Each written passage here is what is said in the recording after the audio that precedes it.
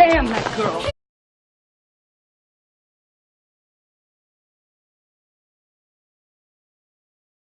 Better vampire story too. 80s wins again. Happy 30th birth year to that movie, Once Bitten. And in case you're wondering, yes, that was Jim Carrey. And happy 80sversary to me. That's right, 2 years ago today, 80s Kinda Guy episode 1 first aired.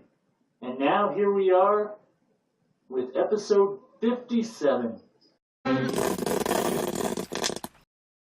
I'd like to welcome you back to Supercard III.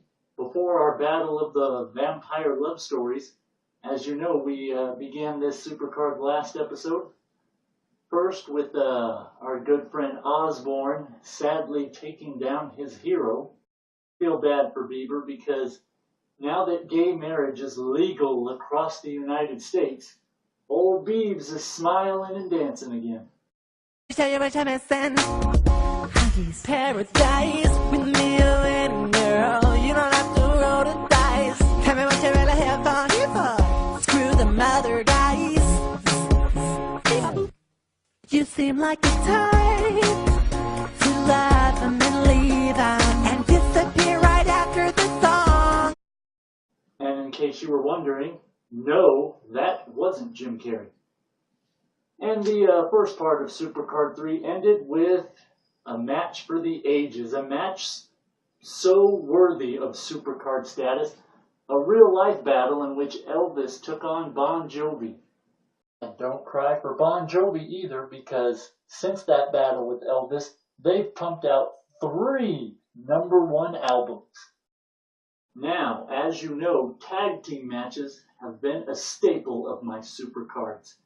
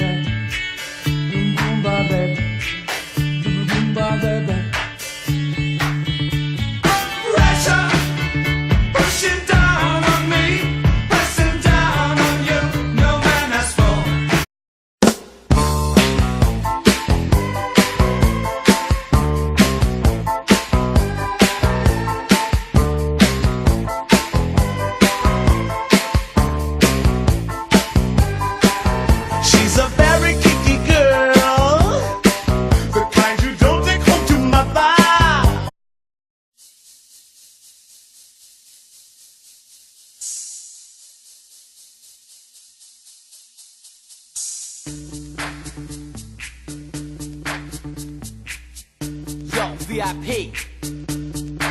Let's kick it. Ice, ice, baby.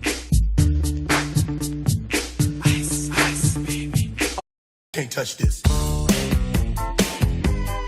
You can't touch this. You can't touch this. You can't touch this. My music hits me so hard, makes me say, oh my Lord, thank you.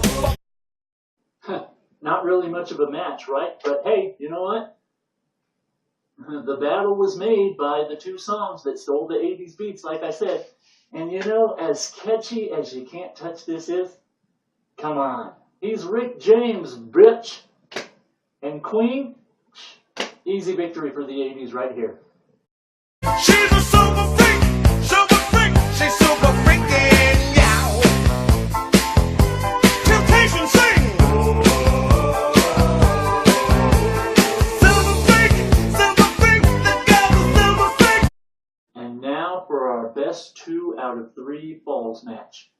Again, if you saw Supercard 2, you know there is but one decade that has defeated the 80s without getting beaten in return. The 1930s defeated the 80s when the original Wizard of Oz met up with Return of Oz. And I vowed that we would be back 1930s, so here we go. Today's first match featured a movie from 1985, And I'm going to come at you with another great 1985-80s movie. Which one, you ask? Well, did you know that the 1930s made a time travel movie? 80s kind of guy, you're not going to put someone up against Back to the Future, are you? That's not fair. Back to the Future is so awesome. Well, of course it's not fair. Boo, motherfucking who? Suck it up, Buttercup. That is the all-around point of this show, is that 99.99% of the time, the 80s fucking rules. And if you think some 1930s fucking time travel movie can beat Back to the motherfucking Future? Can a time travel movie from any decade beat Back to the motherfucking Future? Huh. First fall to the 80s.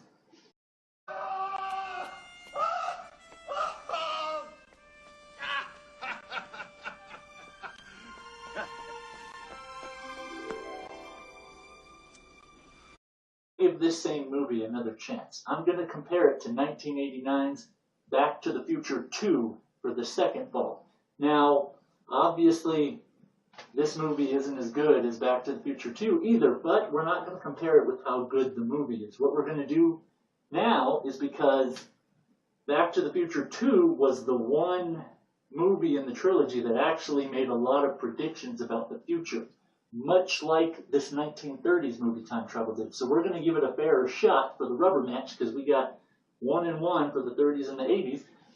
And we're going to go to a list from WatchMojo.com to see who predicted the future better. Number 3, Just Imagine. If one film on the list can be said to have given itself enough time for the predictions to come true, it's this one. You were struck by lightning in 1930. This is 1980. Predicting 1980, it showed the perfectly reasonable assumption that people would swap names for numbers, J21 and MT3. airplanes would totally replace cars, food would come in pill form, The roast beef was a little bit tough. Mars would just be a rocket ship away, and babies would be born from vending machines. What do you want, a boy or a girl? A boy.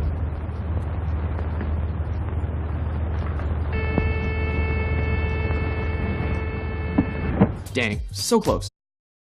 Well, there you have it. Back to the Future 2, even by Watch Mojo's own admittance, got a few things right. And if you go searching on the web, you'll see that in just 30 years, Back to the Future 2 made a surprising amount of accurate predictions. Obviously, they didn't get everything right, but they got a whole hell of a lot more right than a movie that had 50 years worth of, 50 years to predict something. And what did they come up with? Babies out of vending machines? What the fuck? 80s wins again. Fuck you, 1930s.